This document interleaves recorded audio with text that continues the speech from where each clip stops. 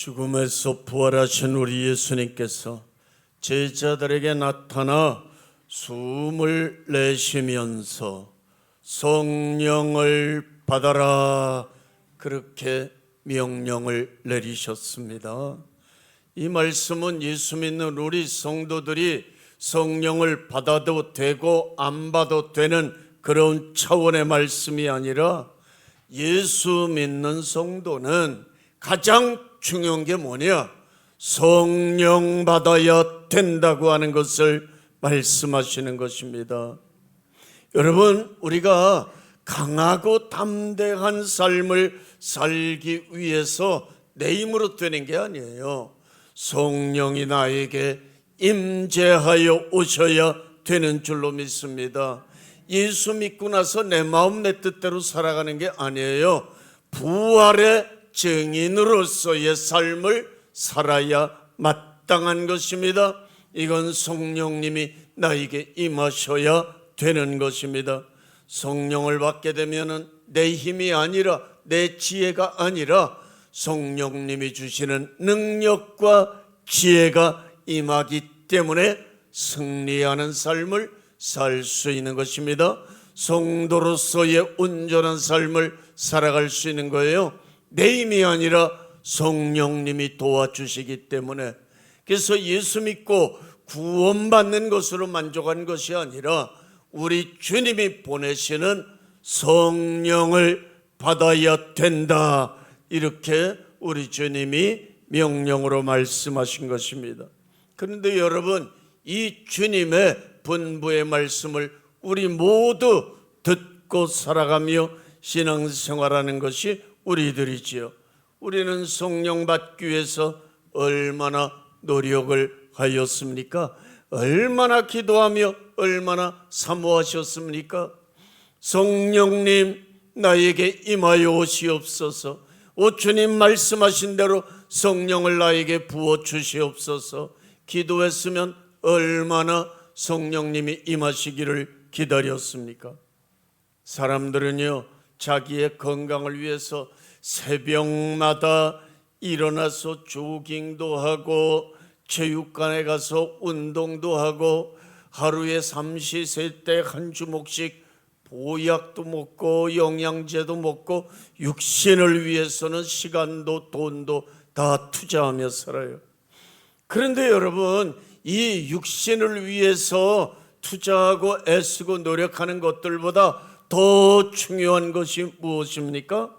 성령 받기 위해서, 주님께서 예비하시고 보내주시는 성령 받기 위해서 내가 노력하고 시간을 투자하고 성령 받기를 사모하고 이렇게 해야 된다는 사실입니다. 여러분 생각해 보세요. 가만히 있는 사람에게 성령이 임하겠어요? 성령 받기 위해서 하루에 단 10분도 기도하지 않는 사람들에게 어떻게 성령이 내려오실 수 있느냐, 그 말인 것입니다. 여러분, 우리가 성령 충만 받아야 된다고 하는 사실은 우리 모두 다 알고 계실 겁니다. 그리고 기도하는 것만큼 그만큼 성령님이 나에게 임하여 오신다는 것도 우리는 잘 알고 있는 것입니다. 그러나 행하지 아니하면 아무 소용이 없어요. 행함이 없는 믿음은 그 자체가 죽은 것이라 이렇게 말씀합니다.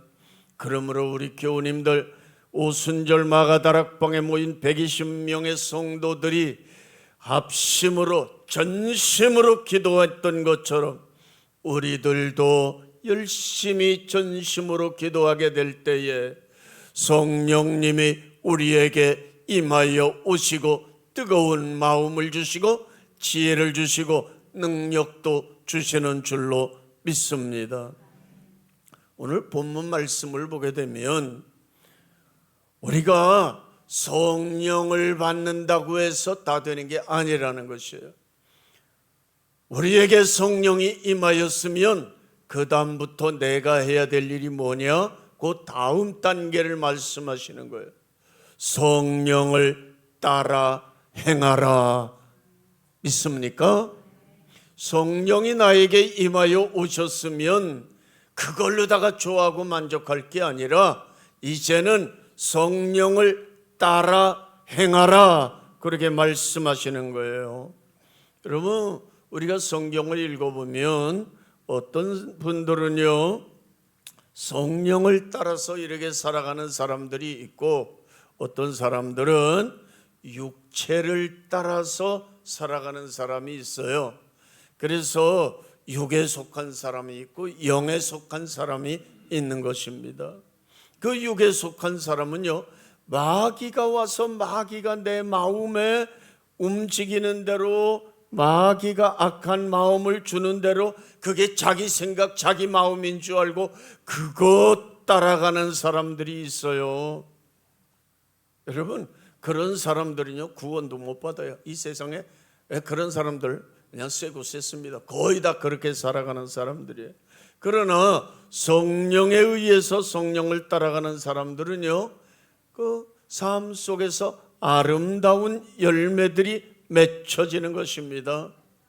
그러나 육체의 욕심을 따라서 마귀가 조종하는 대로 따라가는 사람들은 더러운 열매, 추악한 열매들을 맺을 수밖에 없는 것입니다. 여러분, 우리에게 예수 그리스도를 주신 하나님께서 원하시는 것은 우리가 성령을 통한 아름다운 열매를 맺는 것인 줄 믿을 수 있기를 바랍니다. 첫째로 성도는 육체의 욕심을 따라가서는 안 된다.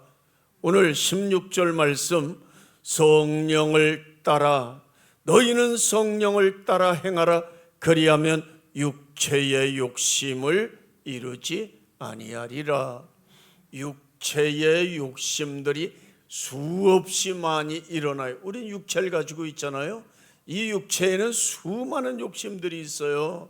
이 열매 맺지 않으려면 성령을 따라가는 수밖에 없는 것이다.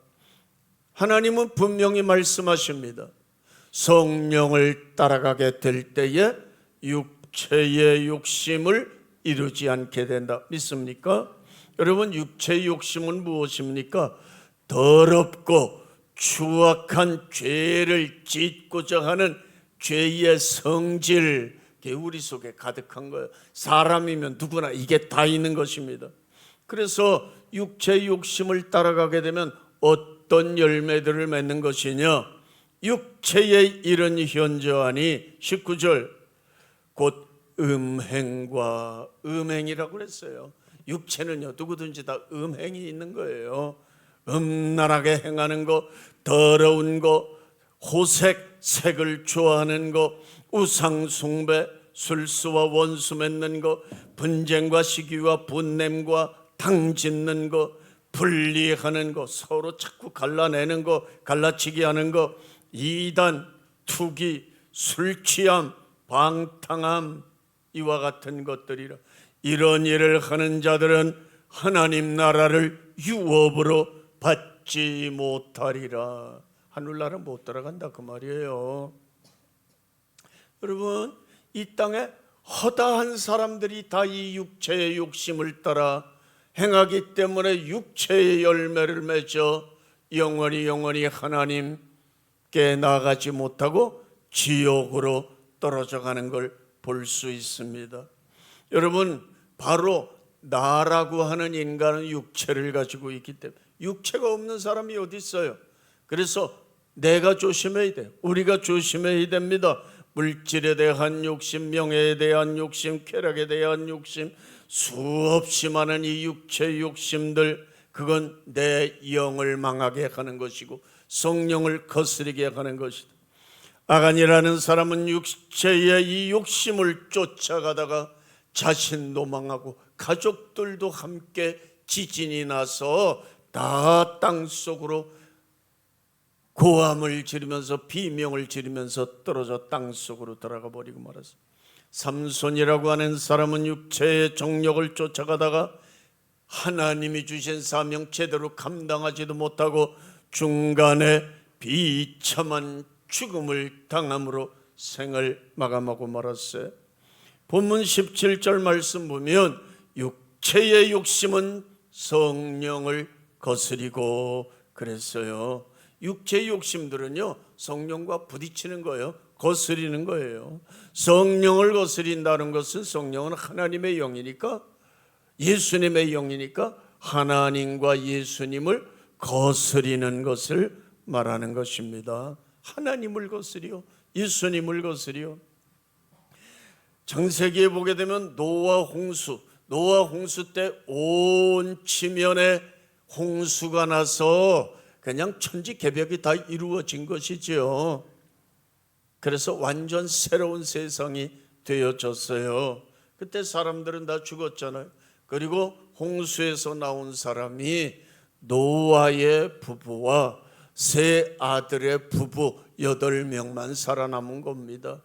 그 인구들이 이제 보통 900살씩 이렇게 사니까, 살면서 자녀를 낳으니까 얼마나 많이 인구가 퍼집니까? 어마어마하게 인구가 퍼지게 되는데, 그 사람들이 기껏 생각해낸 게 뭐예요? 노아 홍수 때 물로 하나님이 이 세상을 진멸했으니까 또다시 노아 홍수 같은 홍수가 와도 우리 거기에서 살아남으려면 우리가 힘을 모아서 높은 탑을 짓고 꼭대기에 올라가 있으면 아무리 홍수가 와도 우리 안 죽을 거야. 그러니까 바벨탑을 짓자, 탑을 쌓자. 저 강 건너 가게 되면 롯데월드가 있죠. 그거 짓는 거 보니까 그냥 어마어마하게 큰 철근들을 막 끌어올려 가지고 막 짓기 시작하는 걸, 그걸 보았어요. 그러다가 몇 년 후에는 멋있는 롯데월드, 바벨탑도 그 정도 높이 올라가지 않았나 그 생각이 들어요. 여러분, 모여서 기껏 한다는 것들이 뭐예요? 하나님의 말씀은 뭡니까? 인간을 창조하신 후에 생육하고 번성하여 땅에 충만하라, 온 지구상에 충만하라는 게 하나님의 말씀이에요. 그런데 기껏 인간들이 홍수 후에 살아남아서 뭐예요? 하나님 말씀 순종하는 게 아니라 우리가 노아 홍수에서 죽지 않도록 하기 위해서 높은 탑을 쌓자, 하나님 말씀, 하나님의 뜻을 거역하고 대적하는 일입니다. 아니, 이게 인간의 욕심과 하나님의 말씀에 대한 불순종으로 말미암아 일어나는 것들이죠. 그래서 어느 정도 바벨탑이 쌓아 올라가는 거예요. 하나님께서 너무너무 기뻐하지 아니하시고 내려오셨죠. 그래서 이 바벨탑을 쌓는 사람들, 그때는 언어가 하나야, 한 나라 말밖에 없었어요. 근데 하나님이 언어를 혼잡시켜 버린 거예요. 하루아침에 사람들이 말을 못 알아듣는 겁니다. 내가 말을 해도 저 벽돌을 가져와라, 역청을 가져와라 해도 멍하니 있는 거예요. 그거 못 들어가지고, 못 알아들어가지고. 그러니까 일이 됩니까? 공사가 그냥 끝나버리고 만 거예요. 그래서 사람들은 거기에서 어떻게 됩니까? 또 가만히 보니까 서로 언어가 통하는 사람들이 있어. 그래서 언어가 통하는 사람들끼리 동서남북으로 흩어지게 되어진 것입니다. 이게 뭐예요? 이게 바벨탑 사건 아니겠습니까? 이와 같이 인간은요, 틈만 있으면 하나님을 대적하고 육체의 소욕대로 행하는 죄악으로 달려가는 것입니다. 여러분, 그렇기 때문에 우리는 성령 받아야 되고, 성령께서 우리들을 인도해 나가시는 대로 순종해 가기만 하면 육체의 욕심과 이제 우리는 대적하는 자리에서 육체의 욕심을 끊어버리고 성령을 따라 행하는 삶을 살아야 되는 것입니다. 구체적으로 우리가 성령을 따라간다 하는 게 뭡니까? 성령님의 인도함을 받는 거예요. 우리 예수님께서는 우리에게 성령을 주시는데, 성령님은 우리를 의의 길로, 진리의 길로 인도하신다. 인도한다는 거 뭐예요? 앞에서 이끌어 주시는 거예요. 앞에서 이끌어 주시는 겁니다. 성령님은 우리가 진리의 길 걸어가시기를 원하시며, 그래서 우리 마음에 오셔서 우리 마음에 감동을 주시고 감화를 주시고 이 조명 환하게 비추어 주시는 거예요. 예를 들어서 구체적으로 말씀드린다면 성령님은 우리를 교회로 인도하시는 겁니다. 교회로 인도하시는 이유가 뭐예요?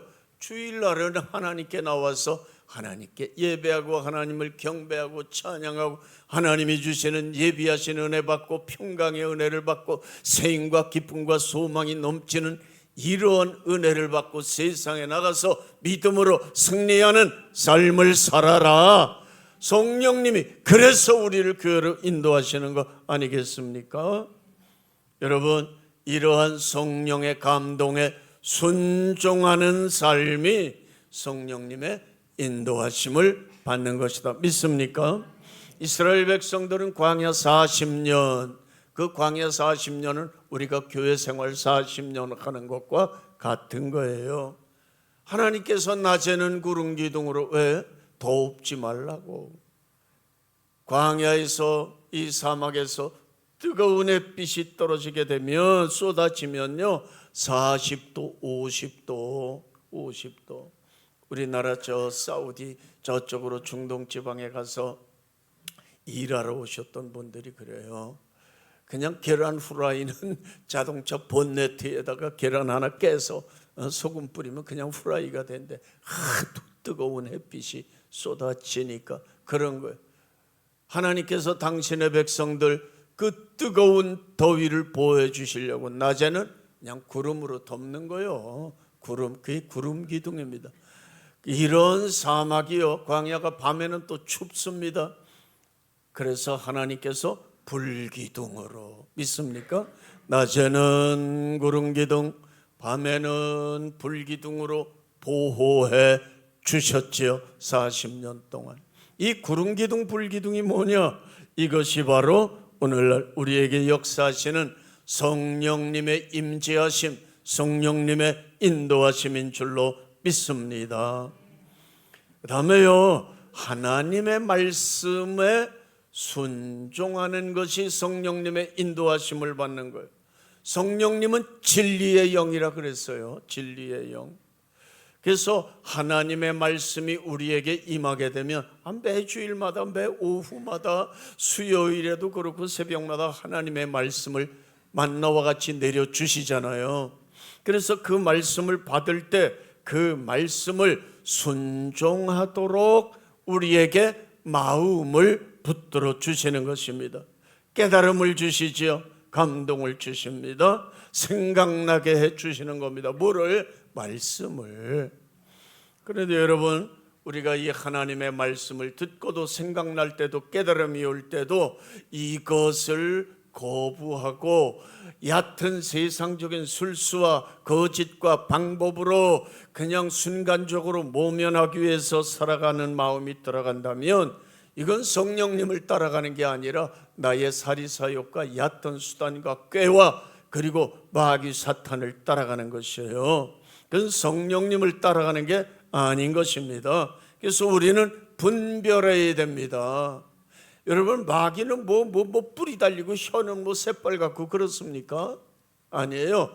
우리 마음에 찾아오는 거예요. 그래서 죄를 짓도록 하고 하나님의 말씀을 거역하게 하고 육체의 욕심대로 살고자 하는 게 이 내 자신과의 싸움이 마귀와의 싸움인 것입니다. 이걸 내가 분별하고 너는 마귀야, 떠나가, 딱 끊어버려야 되는 줄로 믿습니다.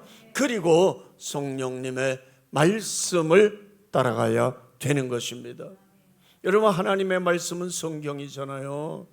성경은요, 성령의 감동함을 받은 사람들이 기록한 책이지요. 그래서 성령님이 나에게 역사하지 않으면 읽어봐도요 깨달음이 없는 거예요. 졸리기만 한 거예요. 졸리기만 한 거예요. 그래서 우리는 이 성경 말씀을 부지런히 읽으면서 금요 심야 기도에 나와서 성경 말씀 읽고 기도하고, 여러분 이렇게 할 때에 성령님께서 깨달음 주시고 깨달음 주시는 대로 순종해 나가야 되는 줄로 믿습니다. 그다음에요, 성령님께서는 어떤 성령님이시냐? 증거의 영이라 그랬어요. 증거의 영. 성령님이 하시는 일은 증거하는, 뭘 증거해? 성령님은요 절대로 당신 자신을 증거하지 않습니다. 성령님은요 성경에 보면 이름도 안 나와요. 하나님 아버지의 이름이 뭡니까? 야훼. 우리 예수님의 이름은 뭡니까? 예수. 성령님의 이름은 뭐예요? 안 나와요. 성령님은 이름도 없이, 글자 그대로 이름도 없이 빛도 없이 뭐만 증거해? 그리스도 예수만 증거하는 증거의 영이세요. 나는 성령님처럼 위대하신 분이 없다고 생각합니다. 이름도 없어요. 성경 창세기부터 요한계시록까지 봐도 이름이 기록이 안 돼 있어. 그래서 우리는 그냥 하나님의 영, 성령, 오 성령님 이렇게 하는 것입니다. 그래서 성령님은 증거의 영이시기 때문에 성령님이 우리에게 임하시면 자동적으로 성령님이 역사하시면 복음을 전하는 거예요. 그리스도를 전하는 거예요. 예수님이 나를 위해서 오셨고 우리를 위해서 오셨고 우리를 위해서 죽으셨고 죽은 지 3일 만에 부활하셨고 우리를 위해서 천국을 준비하시고 때가 되면 이 세상에 오십니다. 예수 믿어야 구원받고 예수 믿어야 천국 들어갑니다. 이거를 믿지 않는 사람들에게 증거하고 싶은 마음이 우리 속에 그냥 막 솟아오르는 것이에요. 이게 뭐예요? 성령님이 하시는 일이고 이걸 따라가야 되는 것입니다. 그래서 믿지 않는 사람들 보게 되면 불쌍한 마음이 들어가는 겁니다. 이 성령님이 주시는 마음이에요. 이때에 이 성령님의 감동을 소멸하지 말고 전도에 임하여야 합니다. 하나님, 내가 저 영혼, 내 친구, 매일 만나는 사람, 저 사람을 어떻게 하면 전도할 수 있겠습니까? 지혜를 구해야 되는 거예요. 성령님은 이 증거의 영이시기 때문에 증거할 마음을 주시고 우리는 하나님께 지혜와 방법을 구하여 열심히 전도할 때에 믿습니까? 그게 성령님을 따라가는 것이다. 오순절에 마가의 다락방에 성령님이 임했지요. 성령을 받았던 사람들은 예루살렘 교회를 이루었습니다. 거기에 모인 사람이 120명이에요. 그런데 이들이 점점 전도하니까 마가의 다락방은 120명밖에 못 들어가요. 그러니까 이제 어디 모여요? 예루살렘 성전에 그냥 넓은 공간에 모이는 거예요. 그게 예루살렘 교회예요. 예루살렘 교회. 사랑하는 여러분, 그래서요 믿는 사람이 날마다 넘치게 돼서 120명으로 시작했던 예루살렘 교회가 수천 명, 수만 명이 된 줄로 믿으시기 바랍니다. 이게 다 전도에서 된 거예요. 우연히 된 거 아니에요. 우리에게도요 성령님이 임하시면 믿지 않는 영혼들을 볼 때, 사람들을 볼 때 불쌍한 마음이 그냥 막 뜨겁게 일어나. 저 사람 저러다 지옥불에 들어가는데 전도하고 싶은 마음이 강력하게 나에게 임하는 것입니다. 여러분들 그거 소멸하지 마시고 내가 어찌하면 저 사람 전도할 수 있을까 지혜를 구하며 성령님의 감동에 순종해야 되는 줄로 믿습니다. 이게 성령을 따라가는 삶이에요. 이와 같이 우리가 성령을 따라가게 되면 어떤 결과가 나타나느냐? 열매들이 맺혀진다 그랬어요. 열매. 오늘 본문 22절에 나오지요. 여러분, 하나님이 예수 믿게 하시고 하나님께서 우리에게 성령을 부어주셨어요.